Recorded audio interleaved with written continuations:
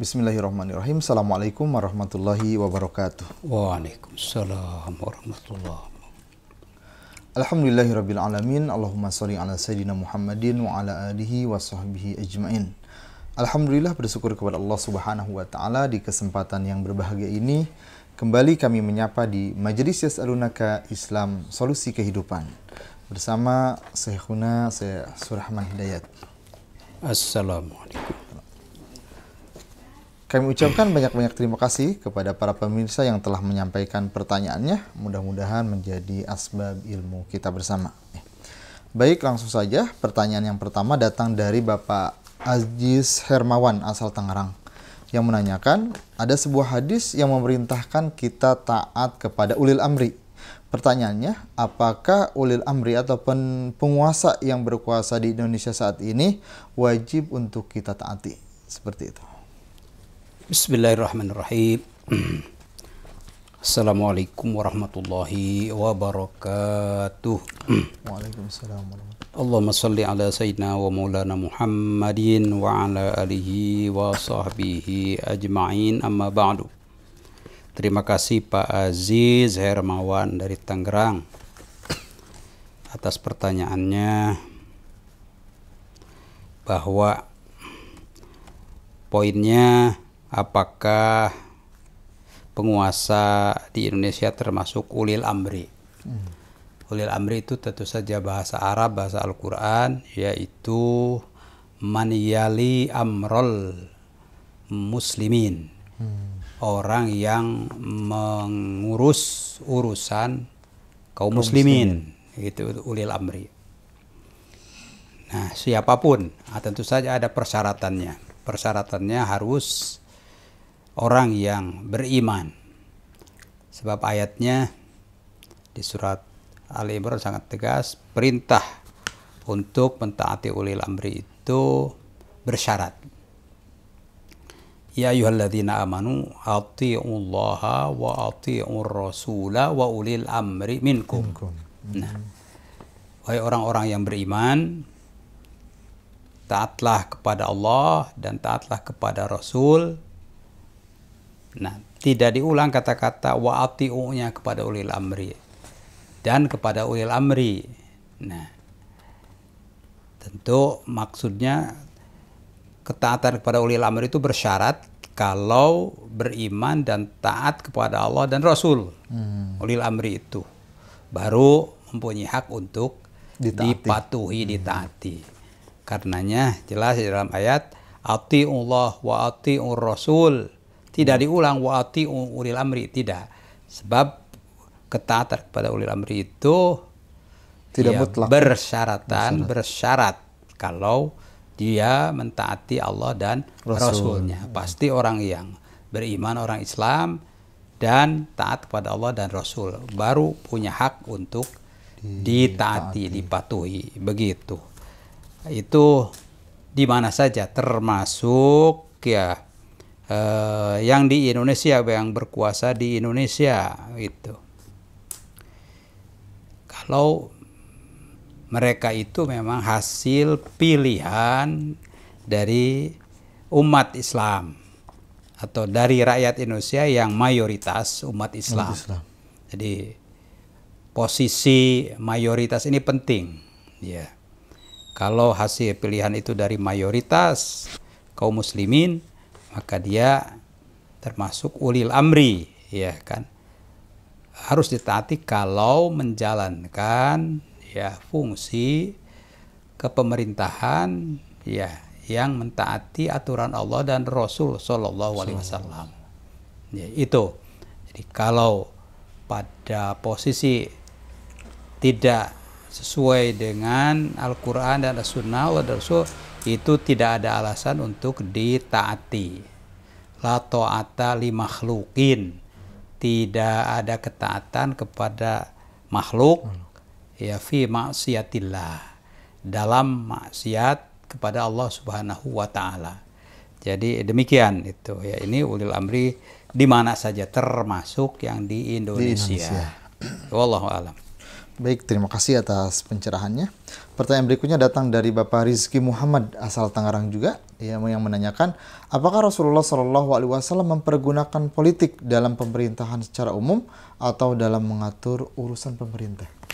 Ya, Bismillahirrahmanirrahim. Politik itu siasah.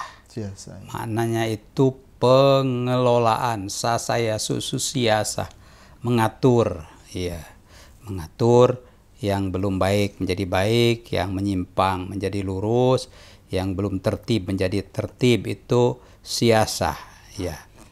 Siasah itu adalah untuk fungsi mengatur, riayah, fungsi bermusyawarah. Jadi termasuk politik itu adalah harus, ya, membiasakan musyawarah. Maka Rasul Sallallahu Alaihi Wasallam itu, ya, tentu saja sangat memperhatikan umatnya dalam perkara apa saja, ya, perkara masuk kamar kecil, kamar besar, ya kan, forum umum, forum khusus itu diatur, itu riayah namanya.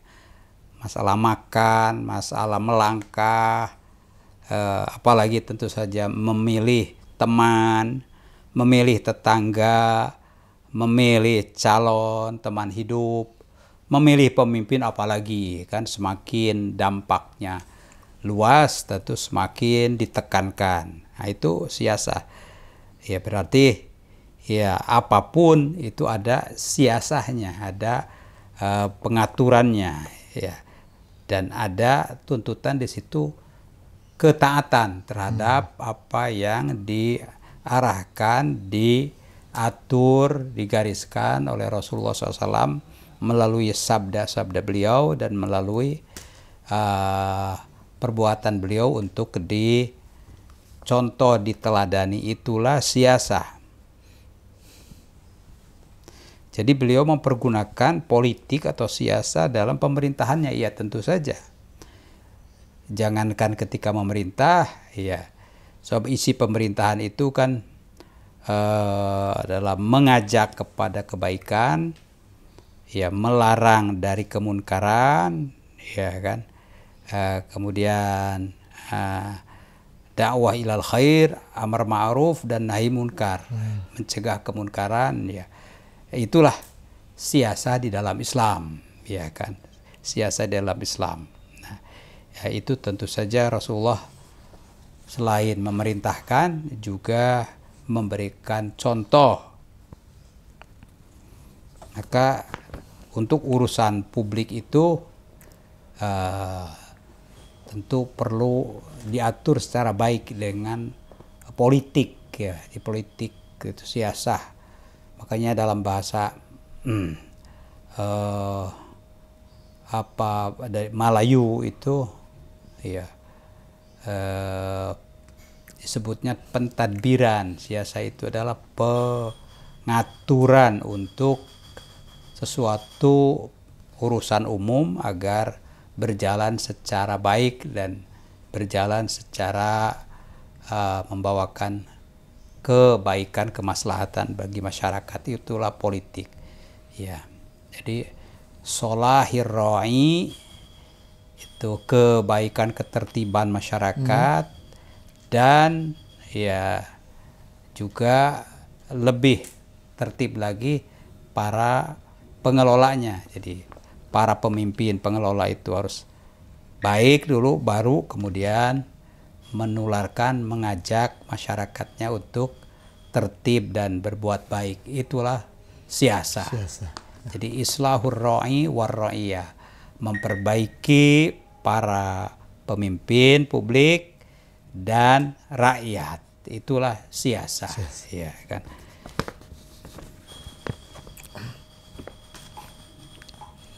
Jadi Rasulullah menjalankan politik. Menjalankan politik atas perintah Allah Subhanahu wa Ta'ala. Karena tugas Rasulullah itu kan berdakwah. Nah, dakwah itu harus baik, harus tertib. Rasulullah itu memerintah, mengajak umatnya untuk taat ibadah kepada Allah. Rasulullah melarang kemunkaran, bahkan memerangi ya kemunkaran, kekafiran, kemunafikan. Itu adalah ya politik juga. Di politik dakwah ada politik tarbiyah, pendidikan, ada politik perang, bahkan Rasulullah SAW mengajarkan bagaimana berdagang, politik dagang. Jadi dalam segala hal itu, bahkan politik berkomunikasi, berinteraksi dengan pemimpin-pemimpin di luar Mekah, ya kan? Itu politik luar negeri. Ya, Rasulullah memberikan contoh bagaimana politik luar negeri. Ya, wallah. Baik, terima kasih atas penjelasannya. Pertanyaan berikutnya datang dari Bapak Irfan Ikhwanuddin asal Cikarang yang menanyakan, apa hukum demokrasi dan menduduki jabatan di kursi parlemen ataupun menduduki jabatan tertentu dalam pemerintahan demokrasi? Apa hukum pemungutan suara dan memilih seseorang dengan cara demokratis? Lebih kepada hukum demokrasi. Ya, bismillahirrahmanirrahim. Hukum demokrasi itu adalah metode, ya kan, cara. Jadi selain demokrasi ada juga otokrasi, ada juga nomokrasi dan yang lain-lain, ya kan. Yaitu ada satu kepentingan untuk memilih, ya, memilih wakil, agar wakil ini diberi amanat untuk mengurus masyarakat. Intinya begitu. Nah, cara memilih wakil ini, nah, ada ditunjuk, begitu kan? Ada hasil musyawarah, ya, ya, ada sifatnya ya. Tanpa musyawarah langsung ditugaskan, ya kan? Ya. Nah, ini demokrasi ini memilih secara bebas, ya, walaupun tidak musyawarah, tapi anggota masyarakat itu punya hak untuk bebas memilih siapa. Itu cara demokrasi. Nah, kalau cara itu yang disepakati oleh suatu masyarakat, suatu bangsa, maka kesepakatan itulah yang mengikat. Nah, jadi dalam Islam itu apapun yang disepakati antar dua orang itu mengikat dua orang yang bersepakat. Sebab itu janji, ya kan. 3 orang yang mengikat. Apalagi ini sekampung, apalagi ini senegara bersepakat bahwa untuk memimpin negeri ini akan cara melalui pilihan, ya kan.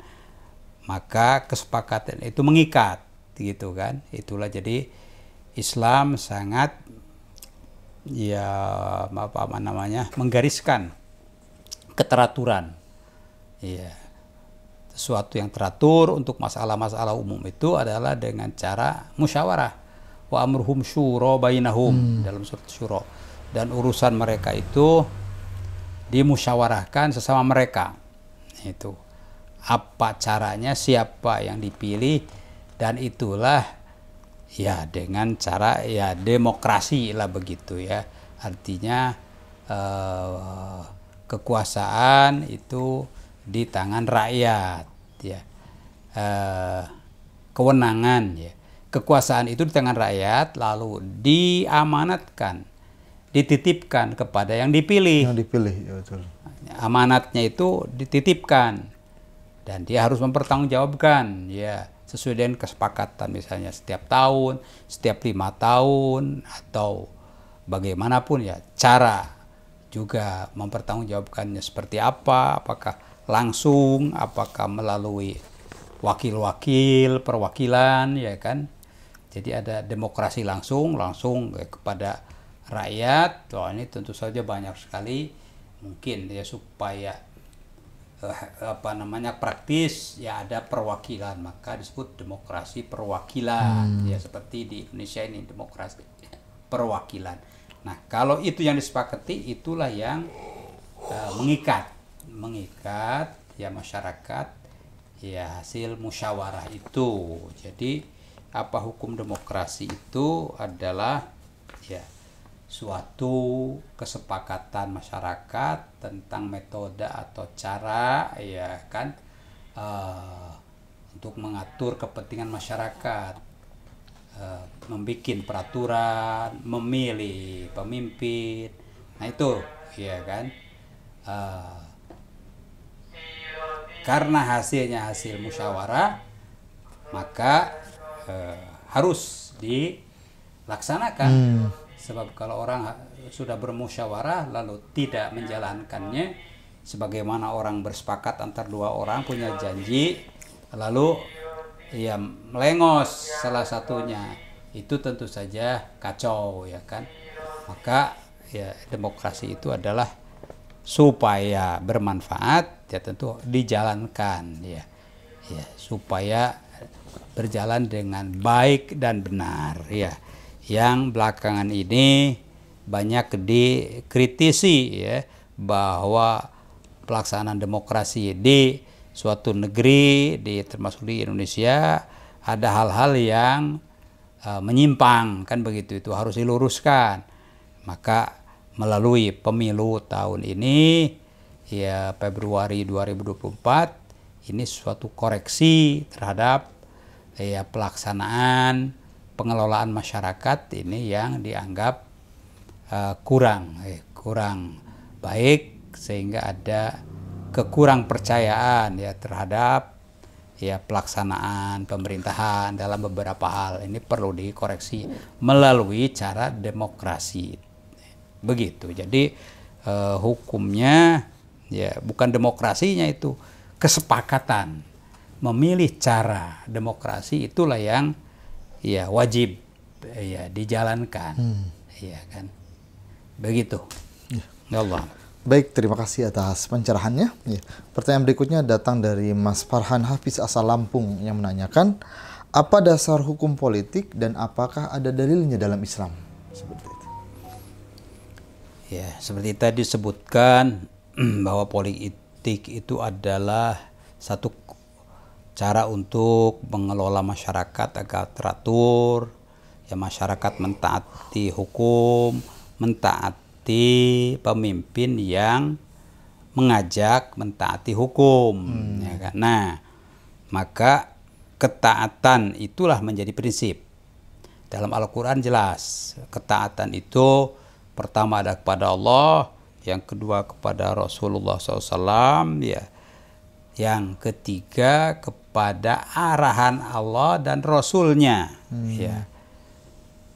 Siapa yang menjalankan arahan itu? Yaitu mereka yang ya diberi kepercayaan oleh masyarakat. Nah, jadi selama mereka yang diberi kepercayaan oleh masyarakat, yaitu para pejabat publik, ya, maka selama itu pula ya masyarakat harus mematuhi itu, ya.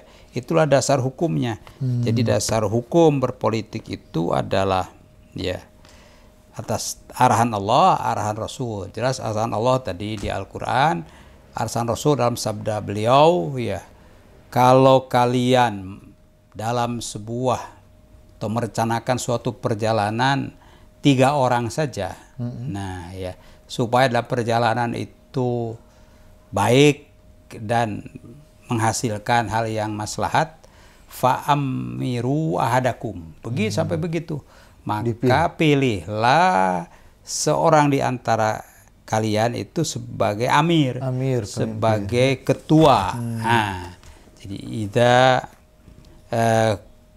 kuntum salasah, ya kan, idza kuntum salasatan, kalau kalian bertiga dan merencanakan sebuah perjalanan, fa'amiru ahadakum, ya kan. Sampai seperti itu. Karena Islam agama yang sangat mencintai keteraturan dan kedisiplinan. Makan saja kan teratur berjamaah, ya begitu.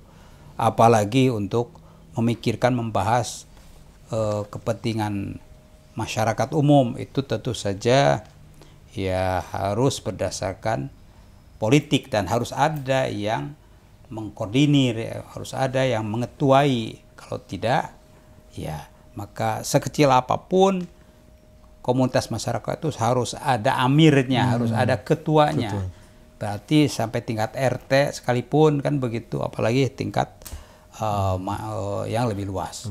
Ya tadi disebutkan idza kuntum fi safarin, ya idza kuntum salasah, ya kalau kalian itu bertiga, ya kan, fi safarin dalam sebuah perjalanan, fa amiru ahadakum, supaya baik ya, maka pilihlah salah seorang sebagai ketuanya begitu ya.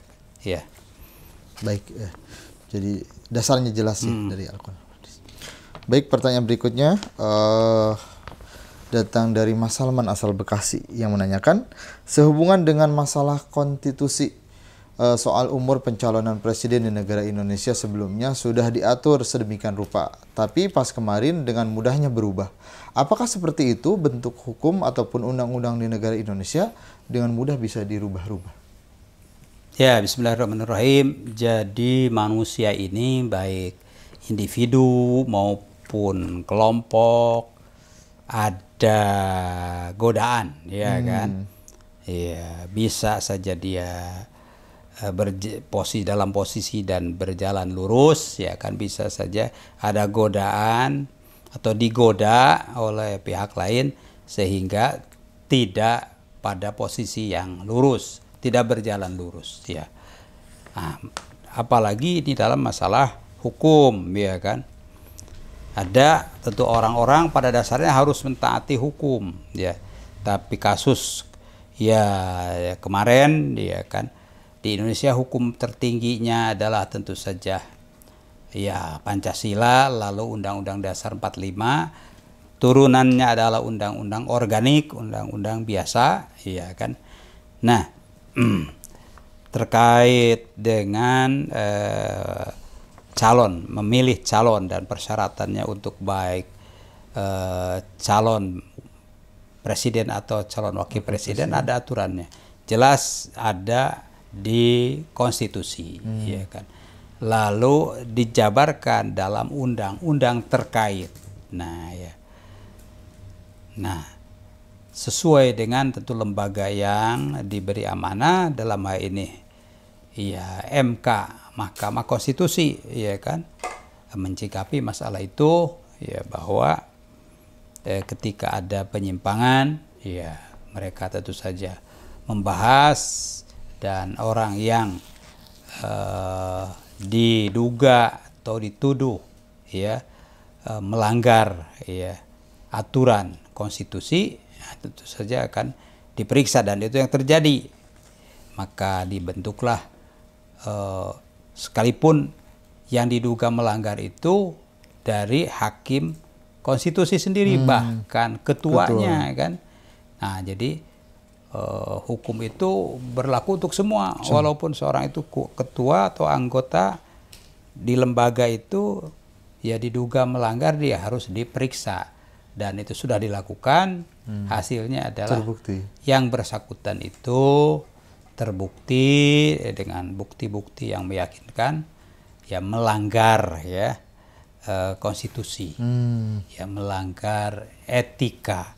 Oleh karenanya diberhentikan dari jabatan ketuanya, bukan dari jabatan hakim konstitusinya. Sebab itu aturannya berbeda lagi, dari jabatan ketuanya. Ketuanya diganti sekarang, ya. Nah, seperti itu. Itu yang terjadi kemarin, ya alhamdulillah. Itu adalah penerapan hukum yang ada, yang cukup ya maksimum, ya kan, walaupun mungkin tidak memuaskan semua tidak ada memuaskan semua. Ayat Quran saja kalau ditanyakan kepada masyarakat ada saja yang ya tidak cocok, ya kan, tergantung imannya, ya. Jadi ya sudah on the track, ya, dalam garis yang benar, ya. Walaupun yang bersangkutan itu masih ngeyel, itulah namanya nafsu, ya kan, masih ngeyel. Mungkin nanti ada caranya lagi terhadap orang yang ngeyel terhadap hukum ini, berarti kan dia tidak mau mentaati hukum, bagaimana? Itu kan tentu saja ada proses lebih lanjut. Nah, demikian. Terima kasih. Baik, terima kasih atas pencerahannya.